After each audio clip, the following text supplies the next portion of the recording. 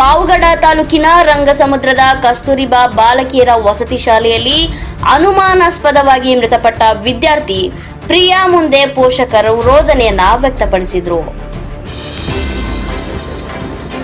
ಪಾವಗಡ ತಾಲೂಕಿನ ರಂಗಸಮುದ್ರ ಗ್ರಾಮದ ಕಸ್ತೂರಿಬಾ ಬಾಲಕಿಯರ ವಸತಿ ಶಾಲೆಯ ವಿದ್ಯಾರ್ಥಿಯೊಬ್ಬಳು ಅನುಮಾನಾಸ್ಪದವಾಗಿ ಮೃತಪಟ್ಟಿರುವ ಘಟನೆ ಶನಿವಾರ ನಡೆದಿದೆ.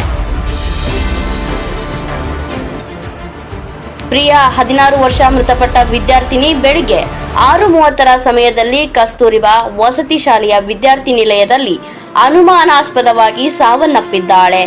ಪ್ರಾಂಶುಪಾಲರು ಮತ್ತು ವಾರ್ಡನ್ ವಿದ್ಯಾರ್ಥಿಯ ಸ್ಥಿತಿಯನ್ನ ನೋಡಿ ಅವಳ ಮನೆಗೆ ಫೋನ್ ಮೂಲಕ ಪ್ರಿಯಾ ಪೋಷಕರಿಗೆ ವಿಷಯವನ್ನ ತಿಳಿಸಿದ್ರು.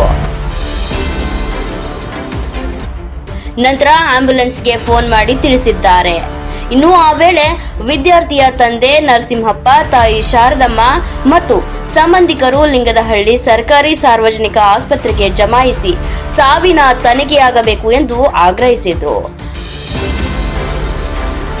ಅರಸೀಕೆರೆ ಠಾಣೆ ಪಿಎಸ್ಐ ರಾಜೇಂದ್ರ ಅವರು ವಿದ್ಯಾರ್ಥಿನಿ ಶವವನ್ನ ತುಮಕೂರು ಆಸ್ಪತ್ರೆಗೆ ತೆಗೆದುಕೊಂಡು ಹೋಗಿ ಶವ ಪರೀಕ್ಷೆ ಮಾಡಿಸಲು ರವಾನಿಸಿದ್ದಾರೆ.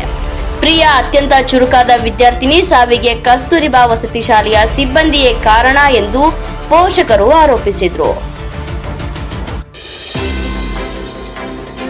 ಇನ್ನು ತಂದೆ ನರಸಿಂಹಪ್ಪ ಮಾತನಾಡಿ, ನಿನ್ನೆ ಶುಕ್ರವಾರ ಪ್ರಿಯಾಳನ್ನ ರಂಗಸಮುದ್ರದ ಕಸ್ತೂರಿಬಾ ವಸತಿ ಶಾಲೆಗೆ ಎಂದಿನಂತೆ ಬಿಟ್ಟು ಬಂದೆನು.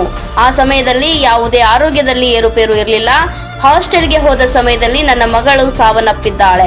ಇದು ನಮಗೆ ನುಂಗಲಾರದ ವಿಷಯವಾಗಿದೆ. ಈ ವಿಷಯವನ್ನ ತನಿಖೆ ಮಾಡಿಸಿ ಪ್ರಾಂಶುಪಾಲ ಮತ್ತು ವಾರ್ಡನ್ ಮೇಲೆ ಕಠಿಣ ಕ್ರಮ ಕೈಗೊಳ್ಳಬೇಕು ಎಂದು ಒತ್ತಾಯಿಸಿದ್ರು.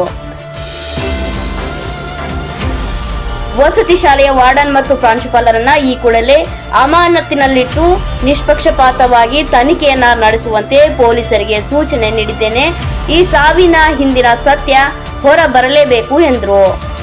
ಪ್ರಕರಣ ಸಂಬಂಧ ವಸತಿ ಶಾಲೆಯ ಪ್ರಾಂಶುಪಾಲರು, ವಾರ್ಡನ್ ಹಾಗೂ ವಿದ್ಯಾರ್ಥಿನಿ ಸಹಪಾಠಿಗಳನ್ನ ಪೊಲೀಸರು ತನಿಖೆಗೆ ಒಳಪಡಿಸಿದ್ದಾರೆ. ವರದಿ ಕುಮಾರ್, ನಾಗಲಾಪುರ. ಕ್ಷಣ ಕ್ಷಣದ ಸುದ್ದಿಗಾಗಿ ನೋಡ್ತಾ ಇರಿ ಕರ್ನಾಟಕ ಬೀಟ್ ನ್ಯೂಸ್.